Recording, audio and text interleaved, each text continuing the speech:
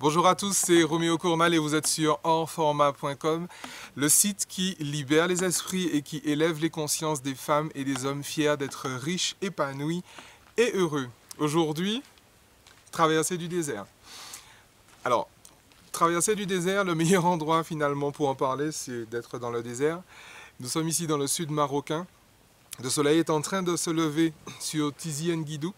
Je crois que je l'ai bien prononcé, c'est mon ami qui m'a dit que ça se prononçait comme ça. Quand je parle de traversée du désert, je vais parler d'adversité, je vais parler d'échecs, je vais parler de vent contraire.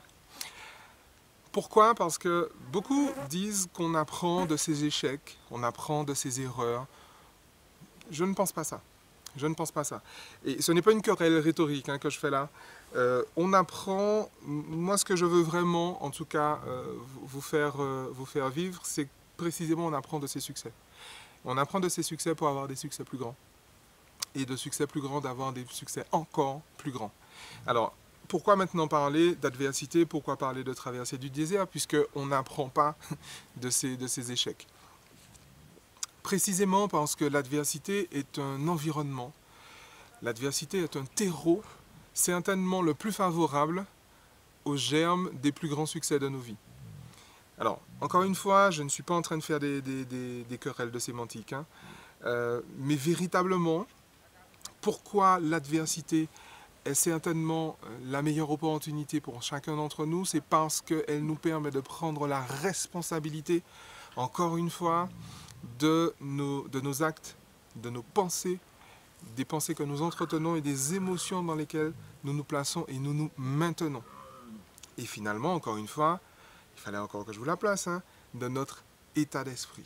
Prendre la responsabilité de son état d'esprit, c'est intéressant quand on traverse le désert parce que précisément l'environnement n'est pas favorable à ça. Et donc, si je traverse la vallée de l'ombre et de la mort, comme dit le psalmiste, si je traverse des vents contraires, si je traverse un environnement hostile, fus-je aidé par des personnes qui connaissent et par des chameaux qui me permettent de traverser le désert, je dois malgré tout prendre la responsabilité de mon état d'esprit.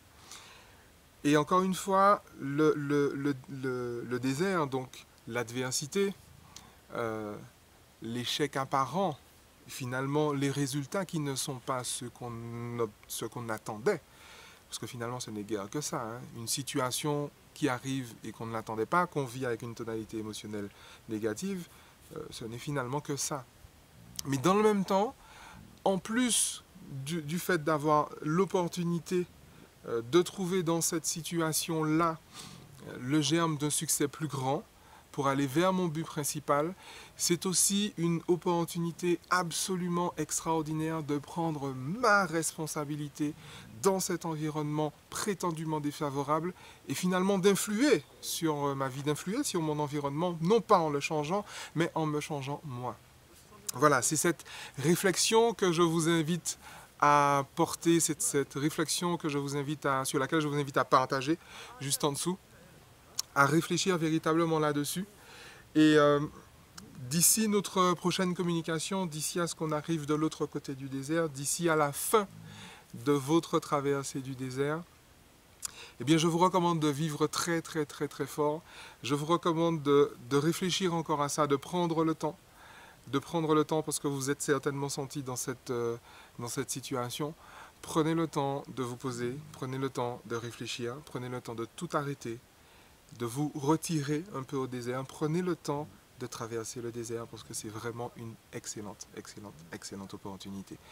Mais toujours et de plus en plus, vivez fort et de mieux en mieux. Ciao!